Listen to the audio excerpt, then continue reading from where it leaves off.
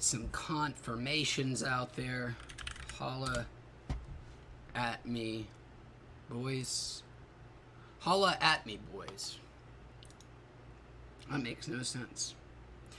Hello, yes, everybody. I'm gonna do a nice little live stream. I'm actually in the middle of a review right now, and wanted to, while I'm waiting for my requisite review period, I said, you know what, I'll come on and do a live stream, because that's the kind of guy I am.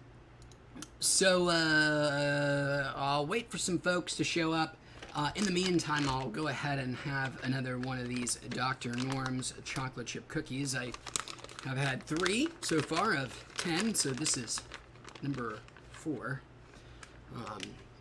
Not that you guys couldn't do the very simple addition there, but, you know, just in case, I don't want to be an ableist. These are very bad, by the way. They don't taste like the part that is bad about these cookies, and I just got done bitching about this, so I'll bitch about it some more. The taste is terrible. The taste isn't weed. The weed taste isn't terrible. It's just that the cookie itself in every other metric is terrible.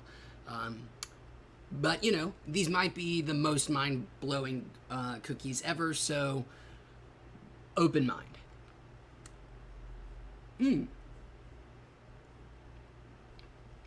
C. O'Neill says, that's an awesome song. C. O'Neill, what is an awesome song? And thank you for joining us, by the way, C. O'Neill. Wow. And welcome, Derek. Glad you could join us, man. Sorry. Talking with my mouth full like an asshole. Those cookies, man, take a while to get down. Whew. Okay, so let's get the party started, as the kiddies like to say. I'm gonna grab a volcano bag behind me. I've got ready to go here.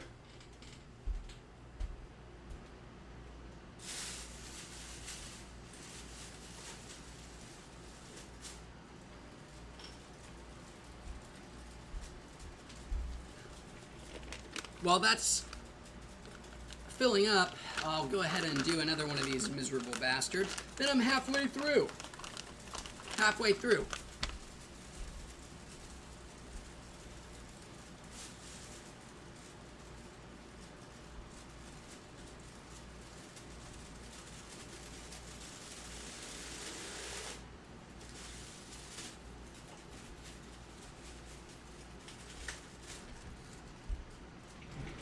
Chew, chew, chew. Woo! Gotten a little better at it, thankfully. Derek, you said, Derek said he's looking for his spray now. Are you referring to like a mouth spray, like the Breeze spray that I used last week? I finished it on Sunday. I finished it yesterday, actually, and double down on my endorsement of it. Hey, good to see you too, as Hillbilly Hippie. Thanks for joining us again, man. Hope you're a little bit cooler out there in Georgia. Although, from what I understand, the heat wave was especially bad this weekend. Which, sorry everyone. Yeah, so I doubled down on my endorsement of the Breeze spray. It's excellent, really good value for 1,000 milligram edible. I see it now for, I see it routinely for between 55 and 60 bucks, which is a very good deal for what is certainly 1,000 milligram tincture spray. Loved it. So if you are like me and you like your edibles, you like your edible experience, but you don't like eating 10 Dr. Norm's mini cookies, Breeze, man. And in the end, it's way cheaper. So let's get off that for now. Breeze, you saw my review. Loved it. 13 says, I'm going to toke on some good old Alabama homegrown from last season. Feeling good. So you've got a grow operation there in Bama, hey? Roll Tide? Is that what I'm supposed to say? Where in Alabama are you, 13? Say, Alabama, man, what a state. What a state. One of the 8 that bordered Tennessee. Jason Andrew, what up? Not too much, man. Thanks for joining us again.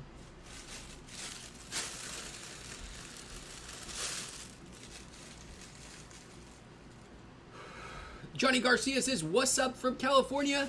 Well, Johnny, I'm right here in California with you, and I can tell you what's up in California, and that is the number of coronavirus cases, which isn't funny. It's really not. It's actually super sad and fucked up, and we were doing so well. Crap. Derek says, sprayed up. Oh, is that the name of the brand? Tony Villanueva says, or Villanueva, excuse me. Yo, just got plug and play strawberry champagne. Doesn't disappoint at all. You should try it if you haven't. Tony, I don't think I've done the strawberry champagne, but the next time I re-up with get a new plug and play cart, which, I'm looking for an excuse to get a new plug and play or plug play, and I'm just about done with my Icon review here, which is a new pod system, another one. I'm just about done, so maybe I'll do another head-to-head, do an Icon versus plug play, not because I need to, because I can tell you plug play is going to be better, but because it will be an excuse to get another plug play. Person says, how everyone been? Good person. How about yourself? Glad you could join us again. I think I missed you somewhere in there. Stephanie, welcome back, Steph. Glad you could join us again. And Tony says he can't wait for the possible plug play review. Plug play is not, there's unfortunately also not a dispensary, none of the 5 dispensaries that are in walking distance of me, I think have plug play right now.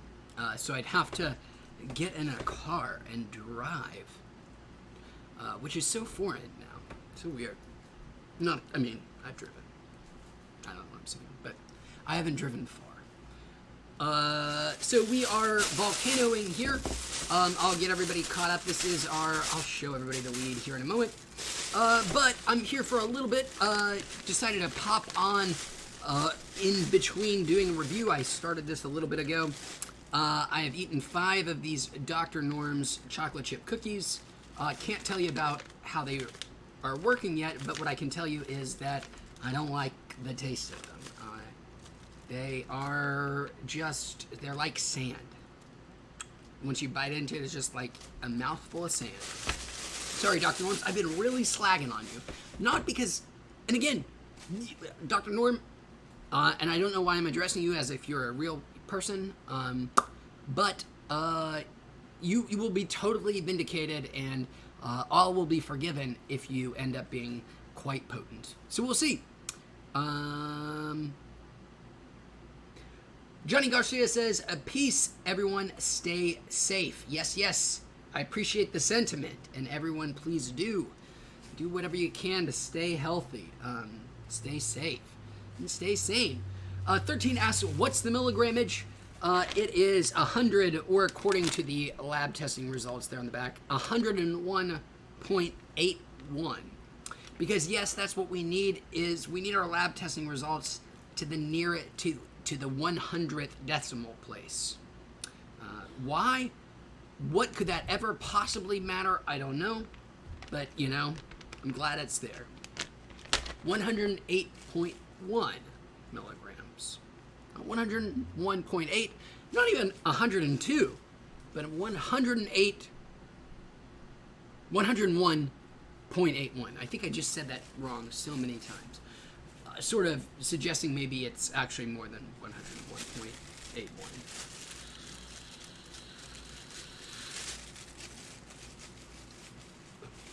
I have, just to sort of let you know what I've been wasting my life doing in this quarantine period. I haven't actually sold ice cream in now over a week, and I really miss it because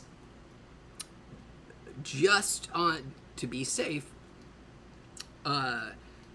I decided to get my wife actually decided to get a coronavirus test last Sunday. Just she wasn't feeling 100%, so just in case, I was like, oh, well, if you have it, there's a very decent chance that I would have it as well. So, it's the responsible thing to do is not to sell any food-based things until, of course, I know for sure one way or the other. But goddamn this United States and our unfailing ability to fuck things up.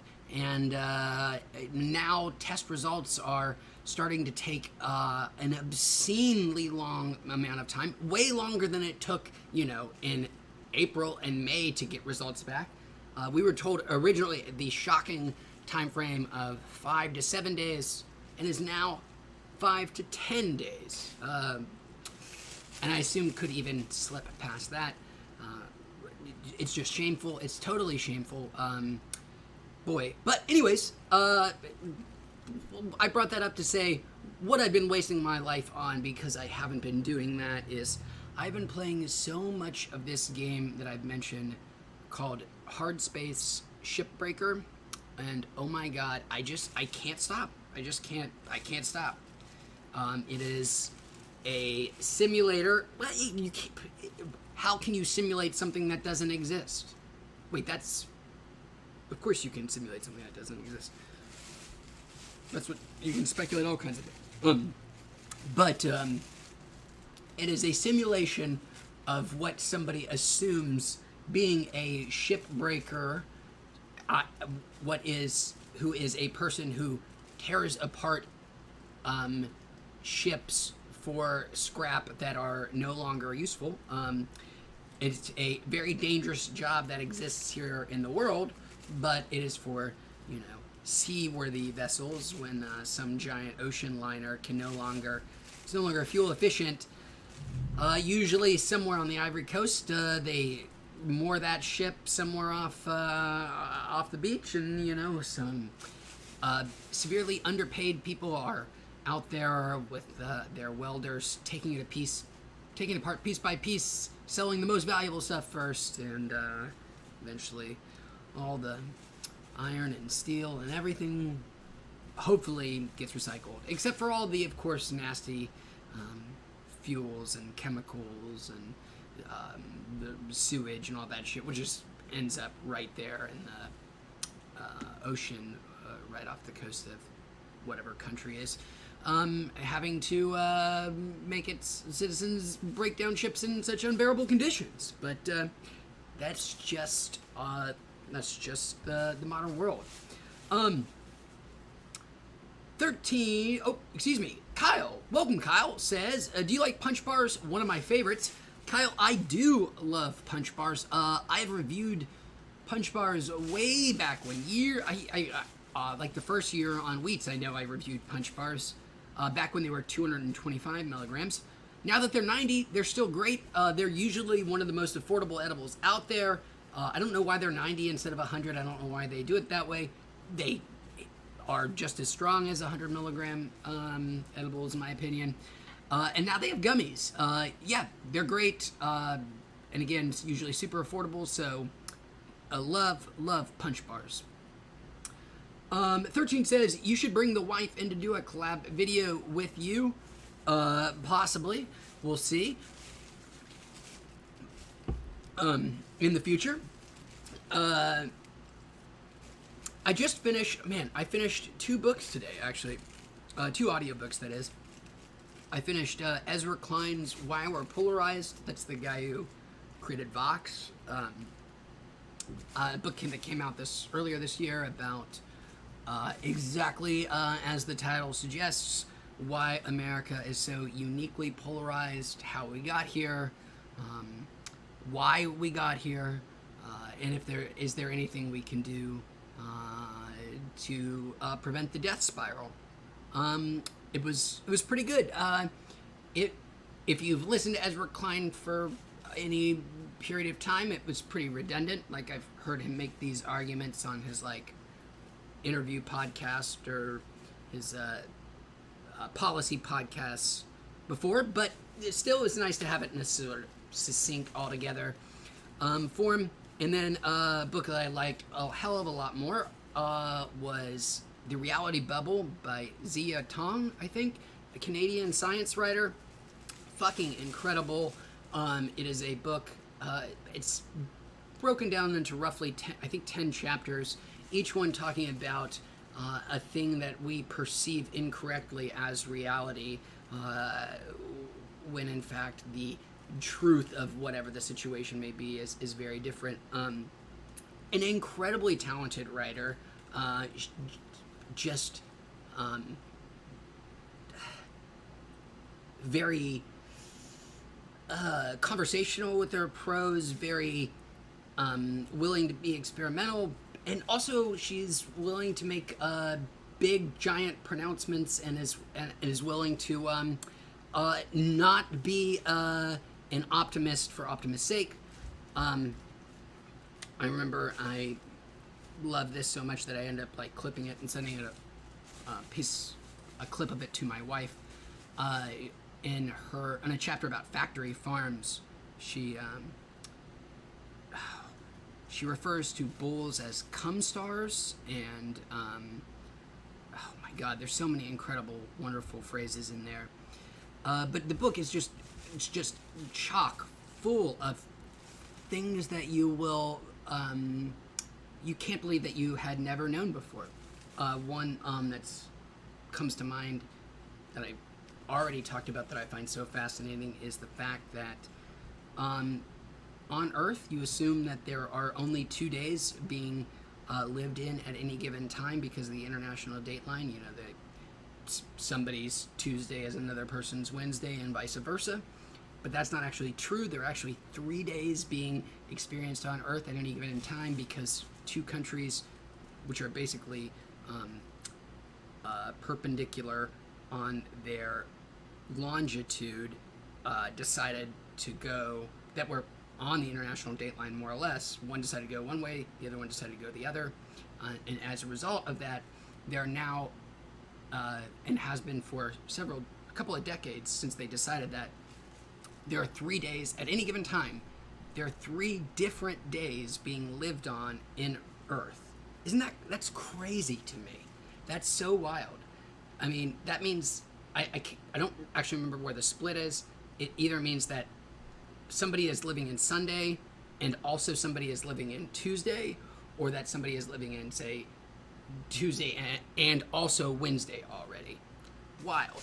Reality Bubble. If you like science writing, it's fucking great. Loved it. Talked about books a lot. Pretty high. 13, already went over that one. THC Temple says, smoking on some papaya cakes, bro. BHO, excuse me, butane hash oil, not bro. What are you consuming? Great question, THC Temple. I will go just grab the thing. It's taking me too long. No, I'll finish this and then show you. Most importantly, and while I'm here, is I'm halfway through this bag of Dr. Norm's cookies that I'm doing for a review, so I'm in the middle of a review. Hey, Jude. I'll just let that sit. Thank you for joining us, though, Jude. Seriously.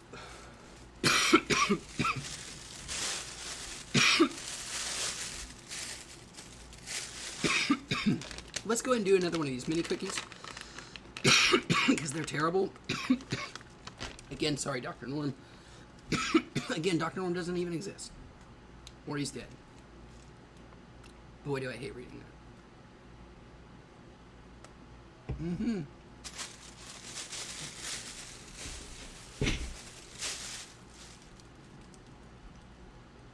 That's for you, Jude. Sorry to talk with my mouth open. Full.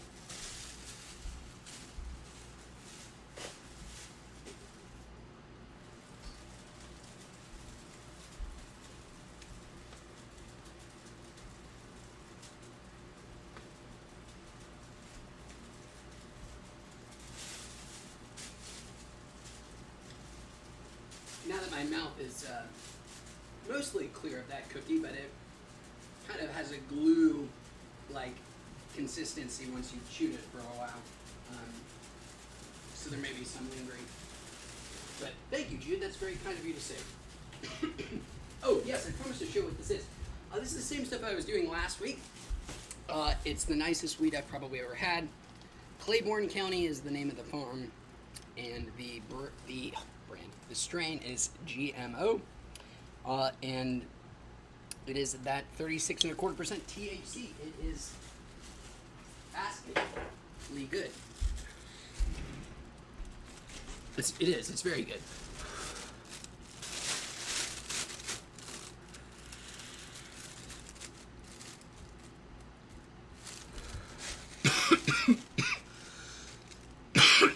Oh, hello, Christian. Christian says, I missed the 750 milligram Dr. Norm's cookies that came in the blue bag. I'm not sure if I actually made a review of it or not, but I did do Dr. Norm's back in the good old days. I don't think I ever did the 750 milligrams, but I know I did like their 250 or whatever their sort of baseline was, and thought it was pretty good on the potency front. The taste front, Trip, Principi, the science, physics, Principia, right? Fuck you, Newton. Leibniz forever. Welcome, by the way, Trip.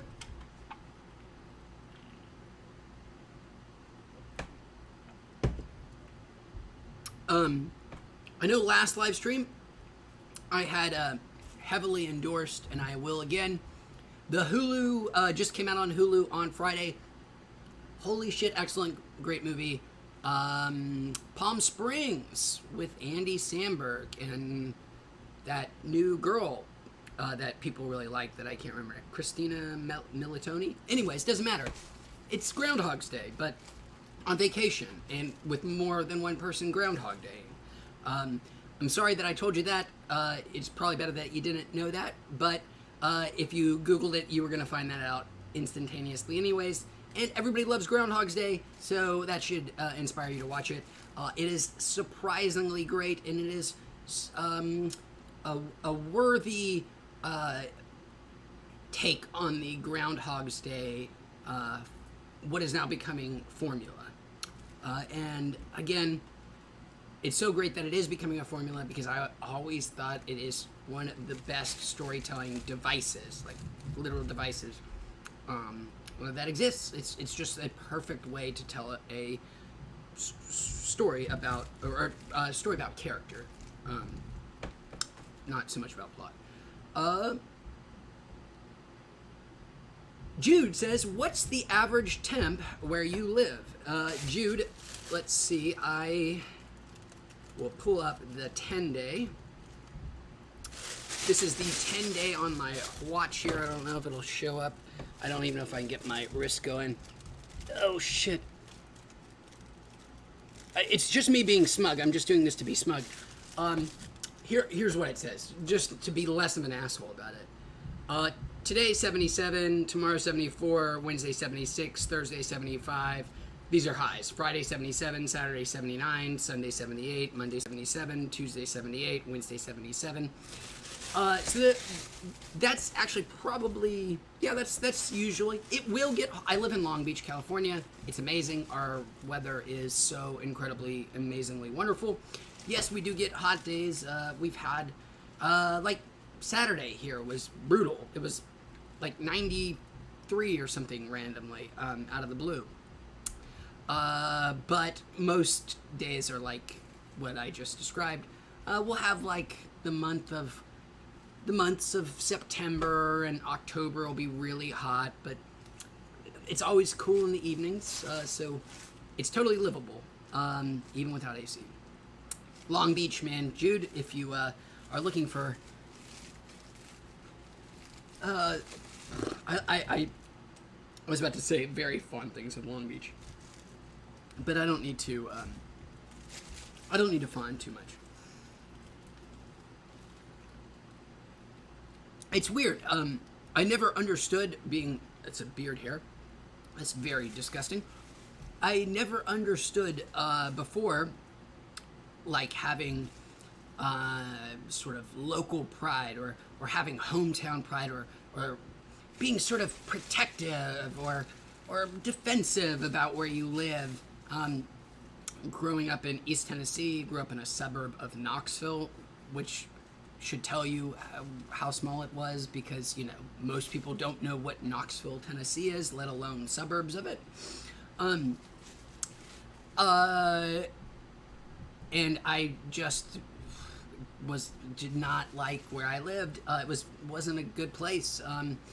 And just thought, oh, you know, that's not, you know, I'll never be fond of somewhere. I've lived in Long Beach for 4.5 years now, and love it. I absolutely love the area.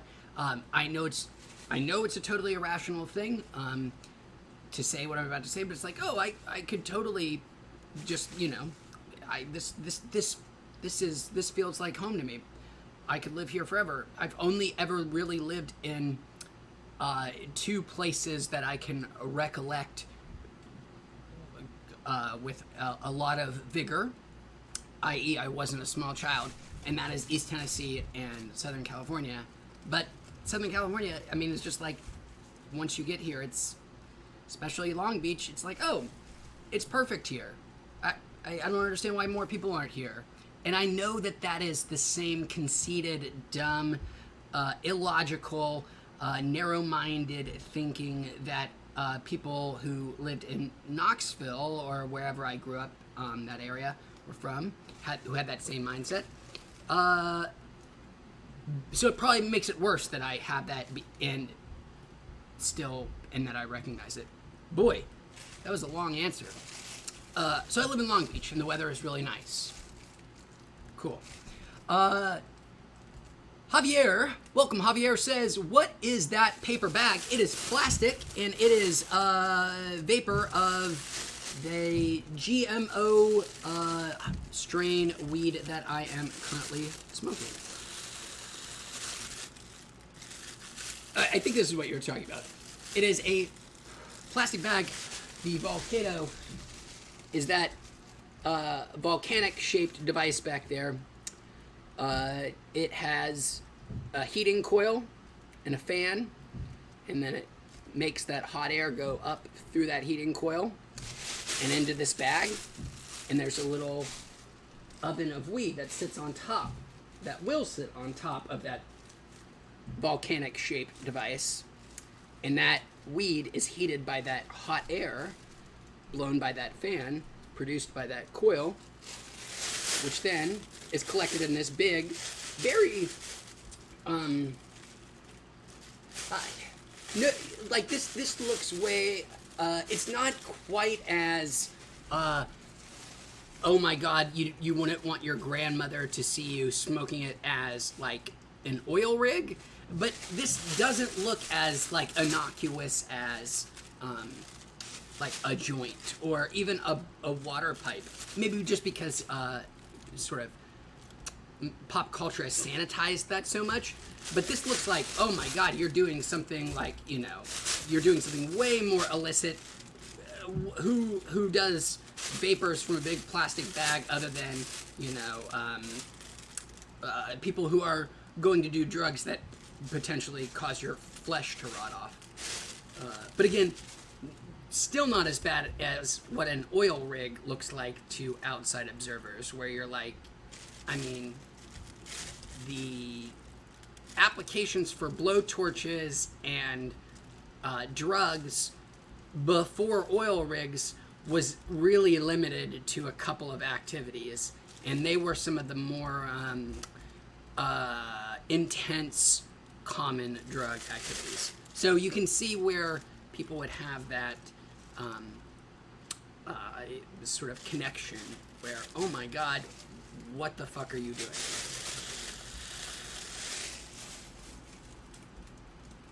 I remember before I moved out to Southern California, I heard about dabs. Dabs are like the crack of weed, man. Dabs are like weed for people who have been smoking weed their entire lives. And I was just sort of kind of almost nervous by, like, oh, the first time I tried it was a big deal. I don't know, expecting it to be a more intense experience than it was. I mean, it is certainly a quicker, easier way to get a lot more THC in your system than doing plant-based stuff. But I assume the reason dabs have had the reputation as they were is that it was a lot of people who had been smoking, only smoked or used weed a half dozen times or something over the course of several years, and then had tried one of these dabs, not done the right amount, did a huge ton of it, and that is the basis people had for it. But I mean, they're really, if you have been consuming weed for a while, a dab is not going to be that outrageous to you. I don't know why I'm talking about this. Revi. Welcome, Revis. That's cool. That is cool. Javier says, that's dope as fuck. Goddamn. Did you create that yourself or see it somewhere? I can't even remember what I'm talking about. That is in reference to, I assume maybe the volcano. I certainly didn't create it. It's German engineering that you pay a lot of money for. The volcano still is quite expensive.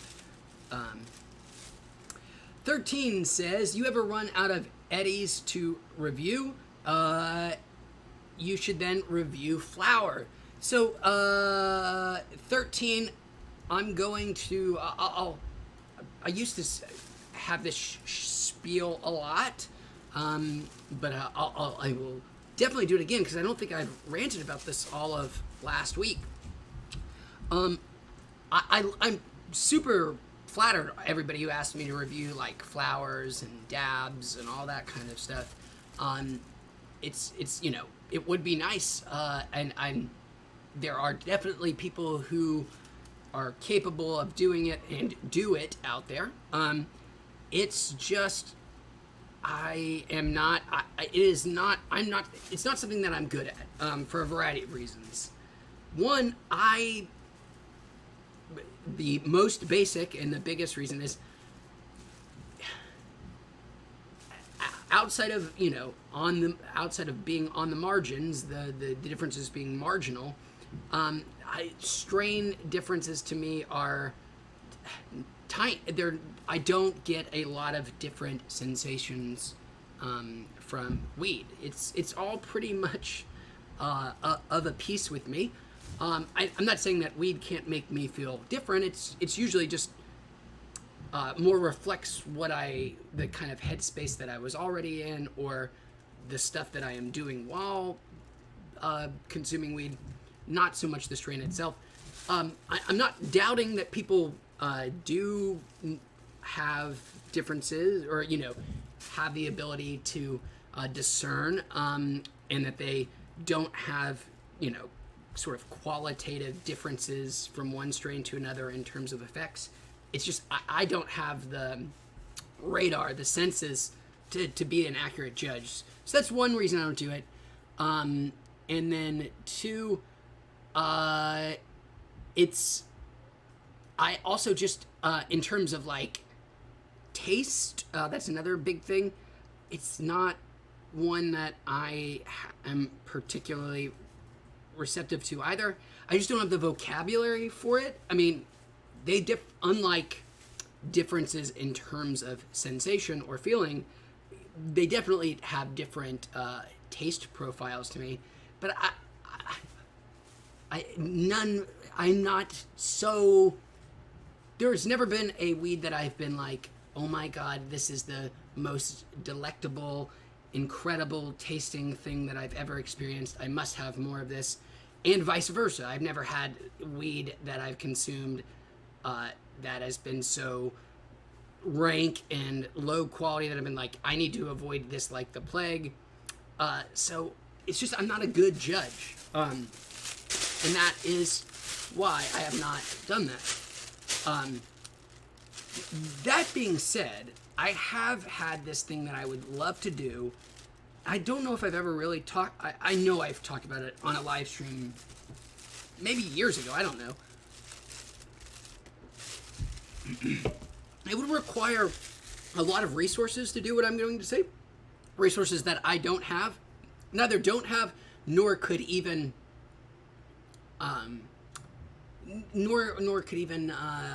sort of be party to the ability to do some of these things. But nonetheless, I would love to have some organization run this experiment, regardless, and it would be to do what is known as the trial of Paris, which is a thing that happened in wine, but to do it for weed. So the trial of Paris is one of those most Schadenfreude rich scenarios in modern history, and certainly in all of critical history.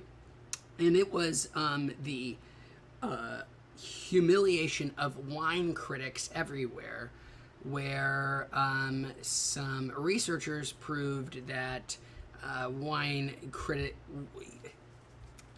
all of wine criticism is largely bullshit and is 99% cerebral, and most of those effects are brought upon by suggestion. So they did this by basically taking some of the most renowned wine critics, having them do blind taste tests with the most expensive wines in the world versus, and these were the French wines. So this was actually a thing about comparing whether California wines could ever compare to the majesty of French wines. It's back in like the 70s or something. I don't remember exactly when. And so researchers put on this blind taste test, and sure enough, overwhelmingly, when the critics had no idea where the wine came from, when it was a blind taste test, they chose California as the better wines.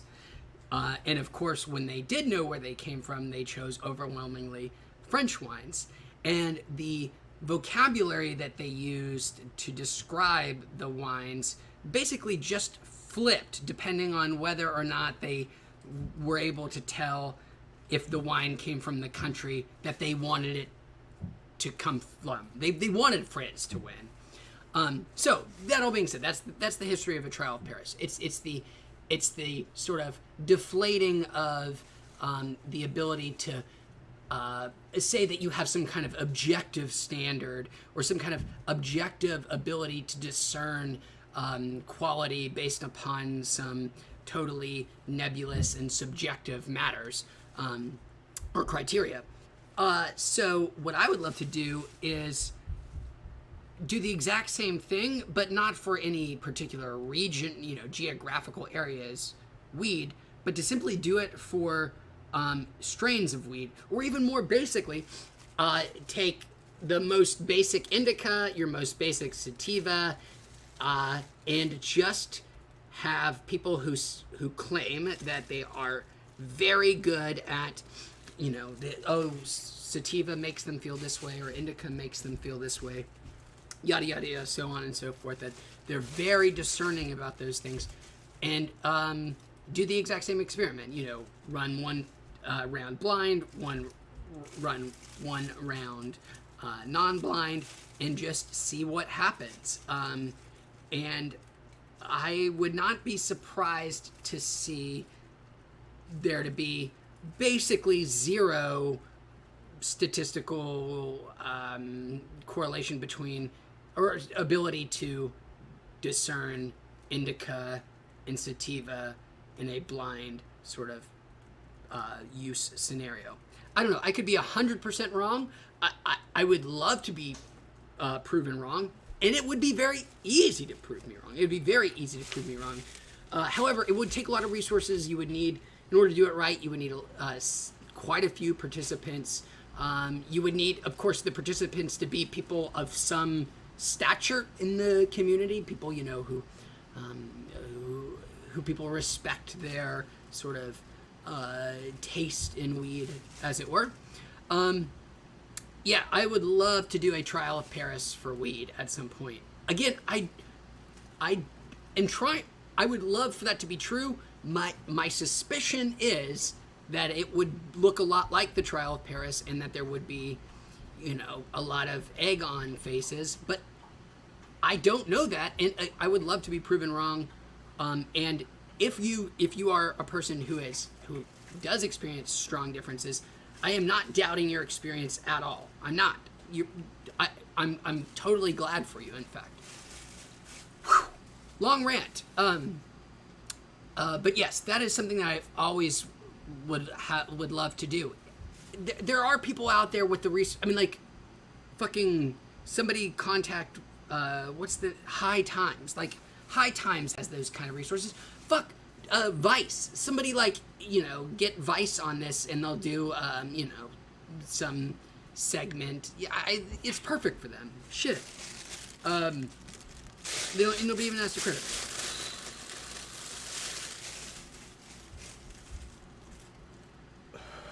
Okay, boy, that was really long. I am sorry about the rant. King Yeti says, there are meth bongs that look just like dab rigs the way they are set up. Just the dab rig has a banger, and the meth bong is a bulb pipe with a built-in carb. Off-putting, to say the least. Yep, King Yeti, you get it. You totally get it. And I'm sure there are people who do use them. Maybe even have convertible rigs. Again, it's... not to disparage anybody who uses dab rigs. That's 100% fine. I'm just saying it is unfortunate that it has that association. I mean, I do dab rigs. I know that association is unfair, but I still can't shake it sometimes. It's like, oh man, this just looks so bad. Javier says, talking about the bag in your hand. Dr. Norms? Oh my god, was this it? Or is this it? I don't know, Javier, I'm sorry. Carlos. Welcome, Carlos says, try the Dom Pen. What amazing, super strong oil. What is that, Carlos? I don't think I've heard of it. Let me know. I'll do some Googling. 13 says, Trial of Paris was epic. That'd be fun as fuck for weed. Thank you. I'm glad you know. Wow. King Yeti says he knows people that have that sort of grotesque convertible rigs. I'm the one who knocks, says Boo from Periscope. Well, welcome, the one who knocks. I'm glad that you can be here. It's ironic that we were just also talking about meth. Not that either of us are using, we're just talking about unfortunate associations. Speaking of, oh, excuse me, butt fuck, shit, ass, shit, balls, okay, Dr. Norms. That's why I'm here. I'm doing a review of Dr. Norms, 100 milligram edible, 10 milligram cookies. I've had 6 of 10, about to have 7. They are hard to get through. They are just have an incredibly unpleasant texture, but I'll do it nonetheless. In the meantime,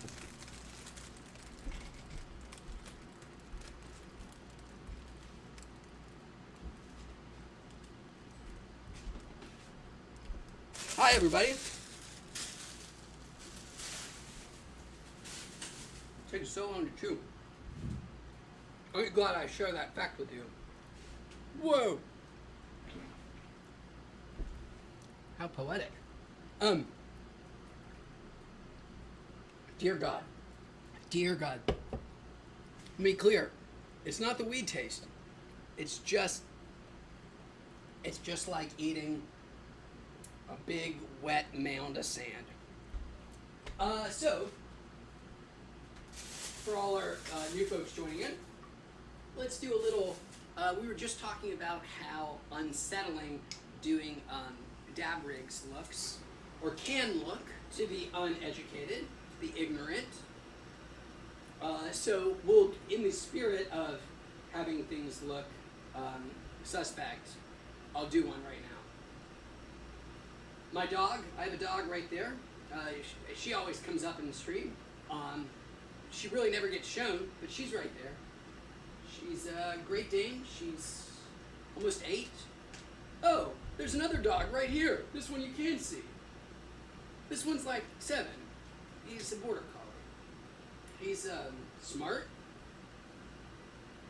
believe it or not. Likes playing frisbee at the beach. I said that word, oh fuck. Uh-oh. Shit. See, I told you he was smart. I said the dreaded B word, and now he thinks he gets to go play some F at the B. And ain't nobody effing his B.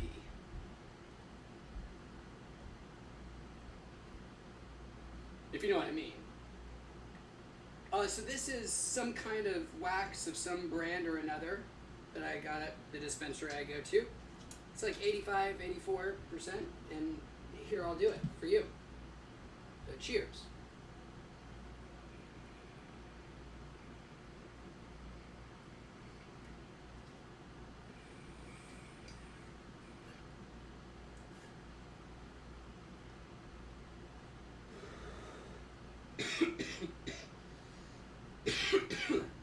Not the best tasting, but that's okay.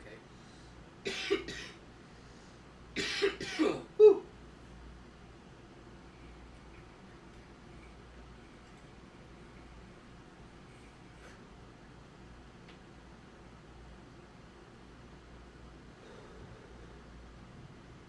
Wonderful.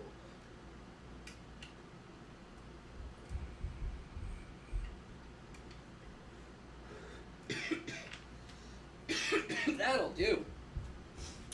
For all of you who were waiting so patiently for that, I'll punish you further by making you look at my dogs. Come here, guys. Nudie. Everybody likes looking at dogs. You're heartless if you don't. Sit. Take it. Sit. Take it. Come on, Frog. You're the star of the show, girl. You don't need to sit. You're too big. Take it. She's old, her bones and stuff. You know. There. Sorry about that. Holy shit. Mark. Hello. Welcome. Am I buffering? Was my stream getting all sharding up? Anyways, sorry about my absence there. Went to go do that dab and give my dogs a treat, because why not? Quentin, welcome. Quentin says, "Sup, man? Hope all is well in this COVID-19 bullshit. Have I tried the Lagunitas Hi-Fi hops yet? If I have, what did I think? Thanks for asking, man. I am doing well, as you know, as anybody can be in these times. I hope you are doing just as well, man. I hope things aren't too stressful with you. And if I've tried the Lagunitas yet, I have not. I've, in fact, never done any weed alcohol, like the weed wine, weed beer. I do very poorly with alcohol. I get sick very, very easily. Used to be a little better, but now the older I get, the less alcohol I can take before I get sick. Now I like less than a single drink often will make me quite ill. It's been several years probably since I've really had a drink. I think so. It's not for me, but I know people who swear by those things, and I hope to find somebody who does have an opinion, because I'd love to have a review on one. It's just I'm not the best consumer, unfortunately. Jackson Yosen, I'm so sorry if I'm not sure exactly how to pronounce your name. Jackson, Josen, Jux. Whatever, I'm sorry. Melina. Mr. or Mrs. or whatever prefixture you prefer, says, do I know about the Rapture? The underwater failed utopia started by Andrew Ryan, the piece of shit objectivist leader in the game BioShock. That's under the sea. I should have said that part first. If so, I do know about Rapture, and it didn't go well. For a place named Rapture, it sure as hell went up in flames. So, any other Rapture? I'm not sure. Mark just declares, he said, you took a fat dab. Yes, I did. Thank you for noticing. 13 says, wheats don't get crossfaded. Trying not to. Mark says, BioShock is his favorite. I love me some BioShock. I love it. Loved it in 2007. Was a sophomore in college when it came out. And I was already in a libertarian hating phase of my life. One that is oddly consistent and persistent throughout it. And so it really hit home for me, BioShock. Even liked BioShock 2, 2011? 2010. February 2010. March 2010. February 2010. You can look it up. I don't know. Liked it. And the first time through, I really liked BioShock Infinite. I liked it quite a bit. And was a little bit... I didn't quite understand the eventual backlash the game received. However, a couple of years ago, 2 or 3 years, maybe longer now, I bought the triple pack or whatever, remasters, went through them on PC, still great the first two, and then got to Infinite, and it really is not good. I was very surprised and very saddened. It just was not great. It's not that fun to play. It feels it gets repetitive pretty quickly. It's just not, the combat encounters aren't nearly as inventive or as fun as they think they are. And it's just one of those games where it's like, it's just so much easier to basically cheese. It's just like, you can find very easy but boring strategies to do things quickly. I don't know. I also, more importantly, found the narrative to be... I went from finding it to be like a somewhat confused kind of story, but like a fun sci-fi narrative with some good twists, to being something borderline like questionably like, what the fuck are you... I don't know. I found the message of the game a little surprising, coming from the guy who wrote the original BioShock, Ken Levine. Boy, I've been talking about BioShock a lot. But also, most importantly, just like a month ago, 2 months ago, something, I finally played through the DLC of BioShock 2 that everybody said was so great, Minerva's Den, and it was. it was so great to be back in the Bioshock world, and what a great little like 4 hour experience with a little tidy little story with a nice little Bioshocky style twist. It's great. It's you can find the Bioshock trilogy for cheaper than that DLC was when it came out. Like you can find the trilogy for $15 routinely. I think that was $20, but I'd say the trilogy would be worth it just to play that if you're a Bioshock fan. It's that good. It's really cool.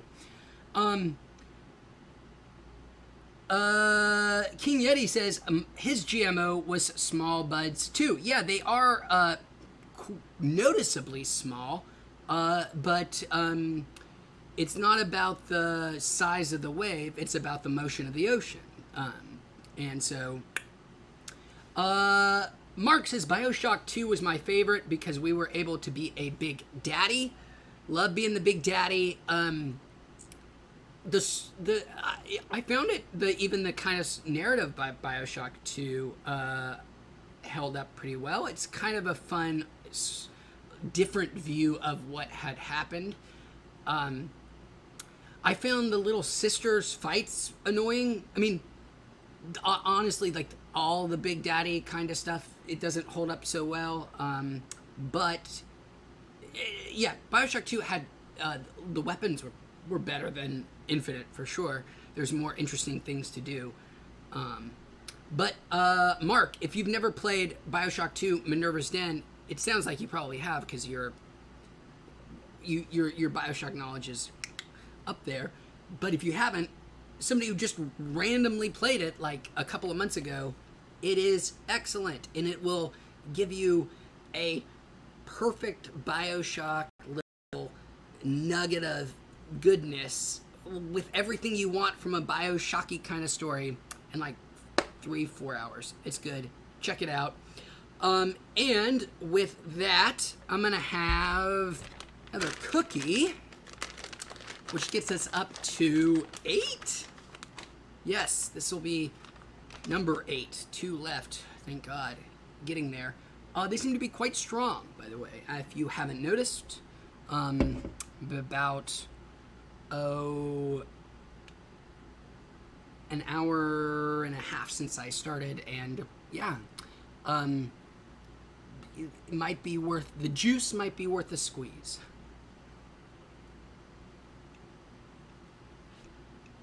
What's up, Jose? Whoops.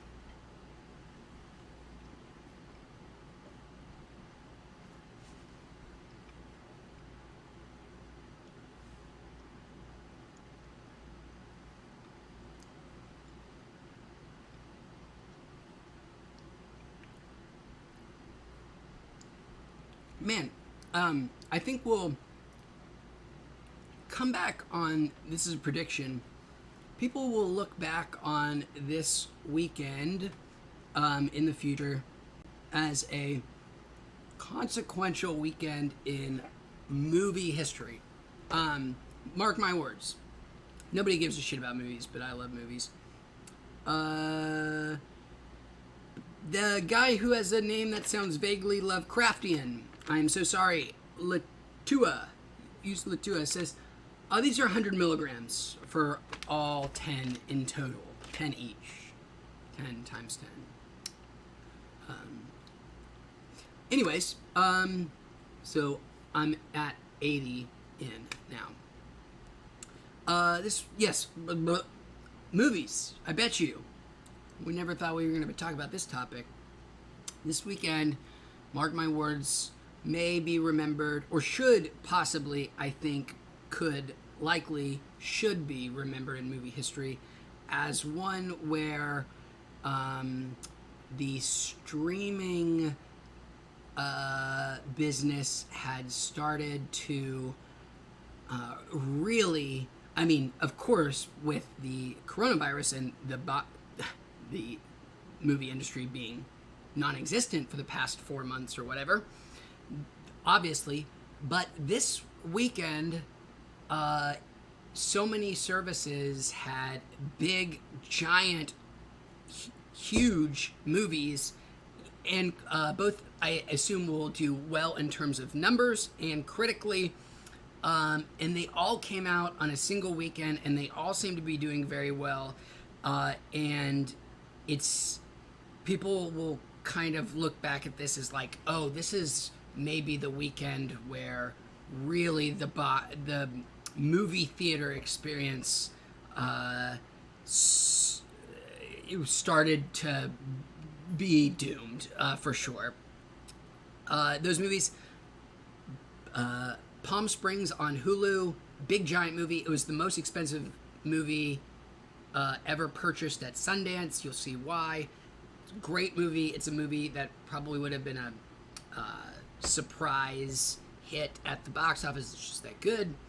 Then Apple had the new Tom Hanks World War II submarine yada yada. Tom Hanks directed, Tom Hanks squared, Tom Hanks starred, Tom Hanks written, Tom Hanks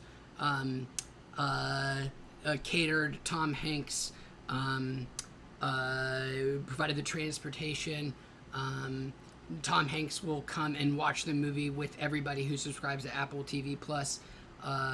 Greyhound, is that the name of it? Anyways, another big, giant, massive movie that came out that was well publicized. People had been looking forward to it for a while. Was supposed to come out in theaters Memorial Day. Now Apple spent some tons of money on it. Boom, out. And then lastly, and perhaps I think will be most consequentially, Netflix has, out of nowhere, I didn't really know this existed, this new comic book property movie with Charlize Theron, The Old Guard, and what a surprise from nowhere, a really fun, interesting, new, very obvious franchise, and on Netflix, and so many untold millions of people are going to watch it. So many more people are going to watch that movie than we're going to watch. Pick some big tentpole release in theaters that that was supposed to come out in theaters.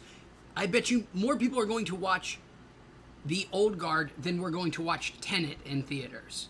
And especially now without any movies in theaters, it's just going to continue to soak up views. And with all of these things coming out at one weekend, it's just going to continue to condition people to watch movies at home. And I assume seeing the analytics at some point and how successful these things are, studios are going to be more willing to just release their movies direct to streaming platforms because they'll have an audience there. So that's my guess. I'm sorry for that, to put that upon you. Aiden, welcome, Aiden. Aiden says, love the latest video. Great work as always. Thanks, man. I'm gonna go do this last bag of. Oh, sorry, I just rolled over my my dog there. You think he's a border collie? You think he'd be smarter? He's not. 3 of 3 for this filling chamber. I usually do 3 bags per oven chamber. All those words are loaded.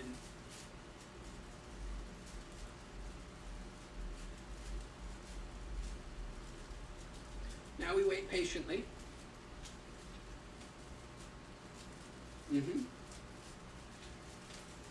Yes.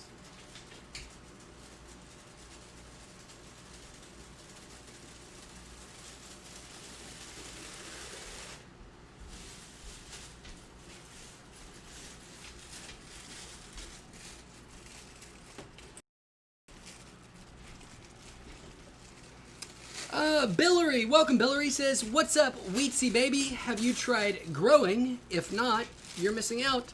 Billary, great question. I have not started growing. I still, living in Southern California, don't have the room quite yet. Boy, you are quite needy, aren't you, buddy? Don't have the space just yet. But it is an ambition, Billary. It is an ambition. And you know what they say about ambitions. And please tell me as well, because I could use some advice. Well,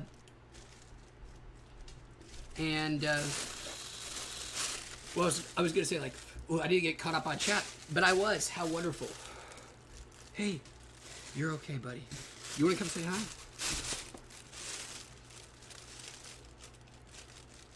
Hi.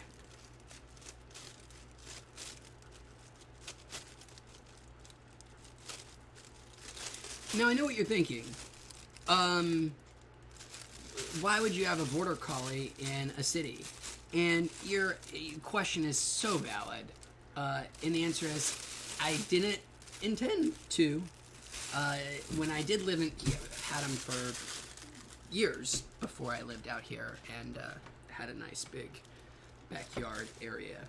But here in Long Beach, he gets to go do things that I can't say out loud, because he'll think he gets to do that when he does it at the beach. This kind of stuff.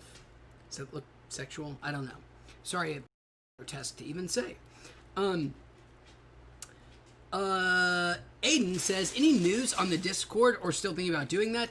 Aiden, I am so 100 million % glad you asked. There's nothing here yet.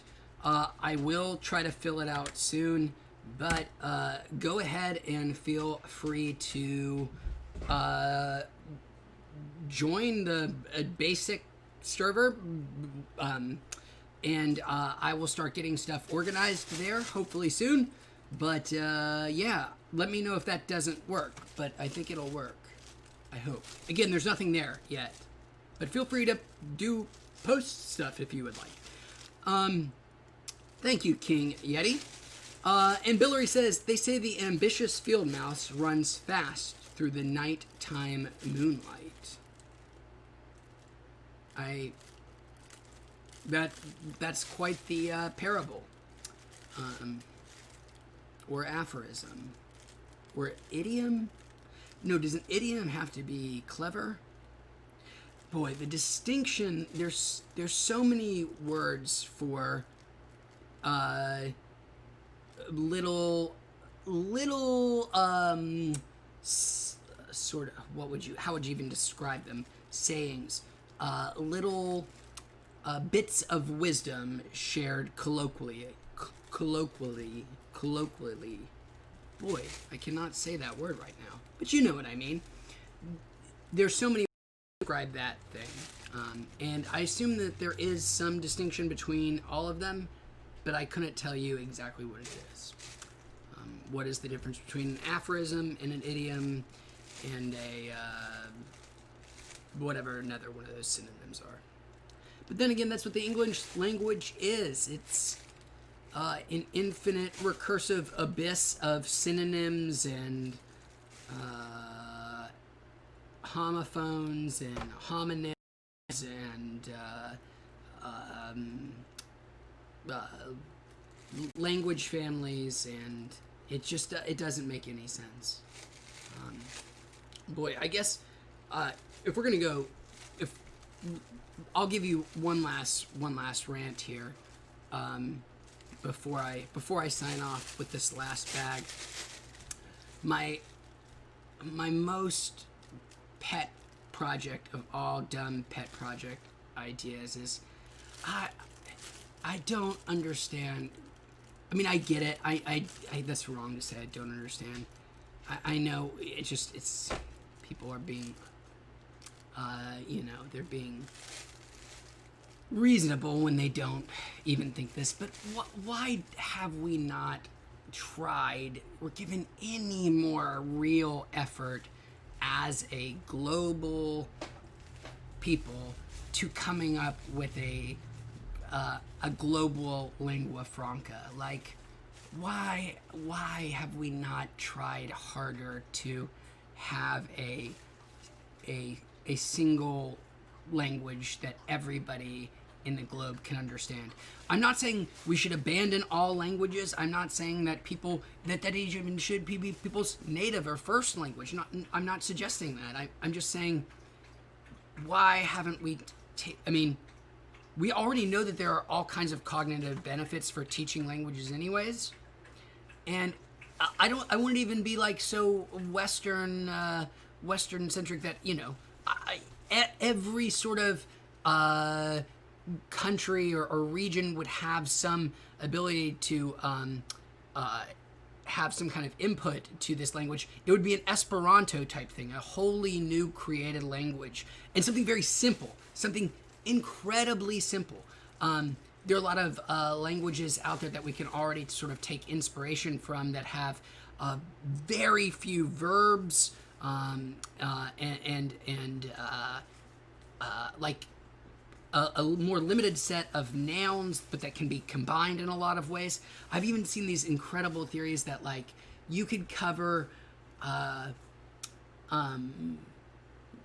98% of all communication with just like 16 verbs or something. So if we could just try, I mean, we did try. There was a time.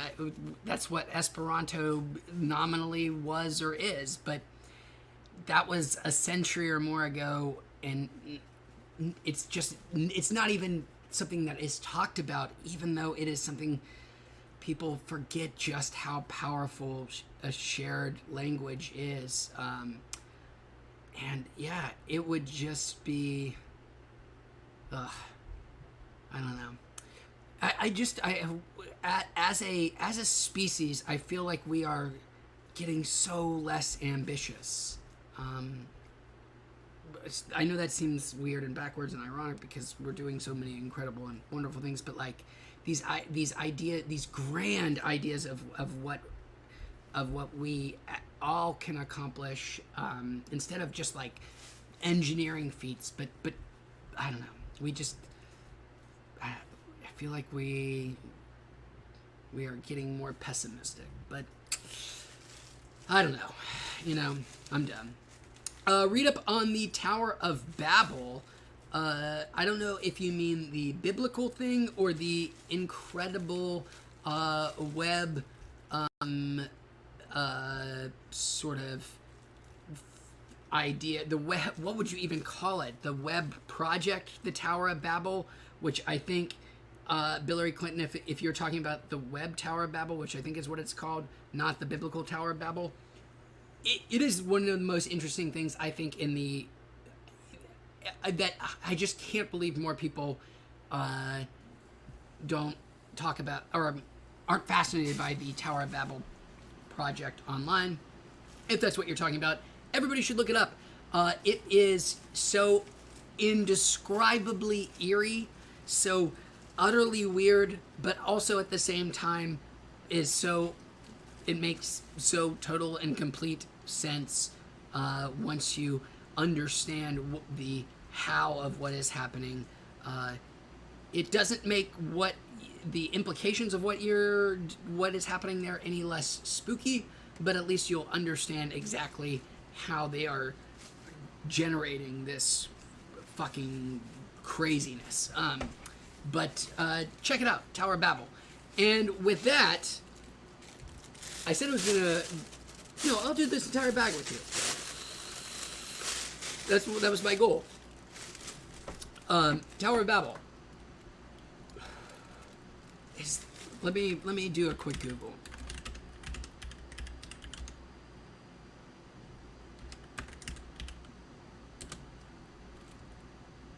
The Library of Babel is what it's called. Sorry, not the Tower of Babel. Okay, here's the about. I can just... Oh, no, it won't actually... It is not a very good summary of how it works. King Yeti, Bernays, like is that the PR guy? He is, yeah, Eddie Bernays, the PR guy, yes. He's the guy who basically created the idea of PR. Probably one of history's great villains, right? King Yeti. It seems pretty irrefutable that Edward Bernays and his bag of psychological ne'er-do-well trickery has done a lot of bad for society. Everything from Google tracking every single thing you do to Nazis can all possibly be pointed at old Eddie. I don't know, though. There's an argument. Boy, who's gone some places today?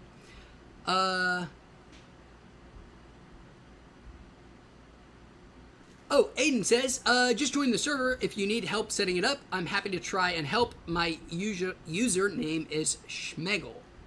I hope I said that right. Aiden, yes, that'd be great. Send me a message, private, or I'll send you one if I can remember. And I would really appreciate any kind of help. I'll give you all those wonderful privileges and rights and stuff. And King Yeti sees Eddie Bernays more as his work as if they were warnings. Well, I guess you could say it was prophetic, but perhaps self-fulfilling.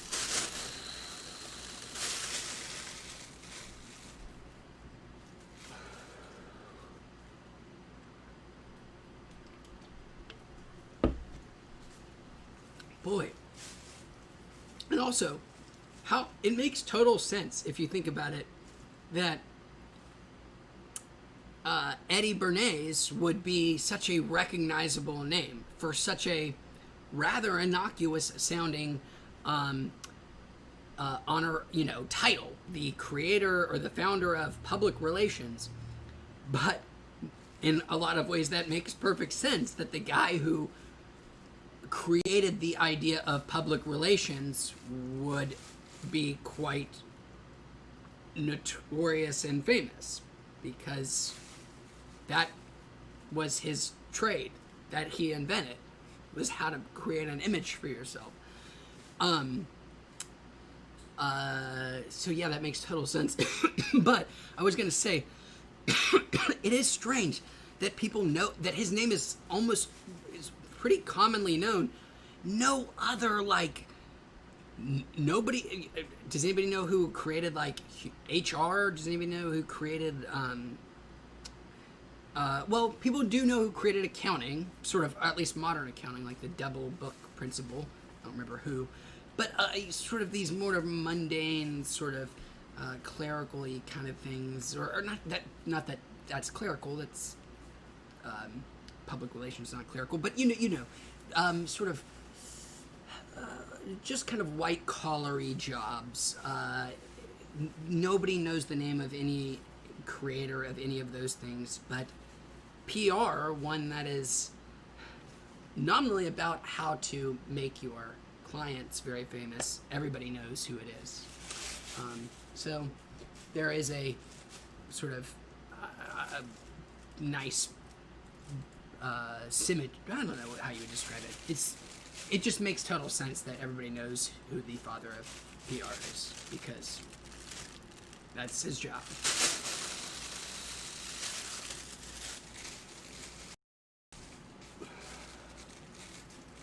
PR, and that's what they say, if you look him up in a textbook, but I think it would probably be more accurate to say he's the father of propaganda. But, that's just me.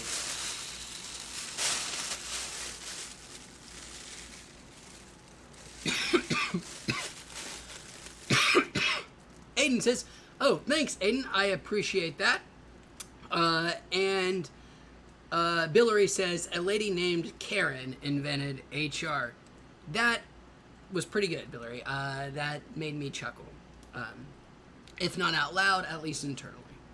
And with your funny observation, your witticism, I'm going to say farewell.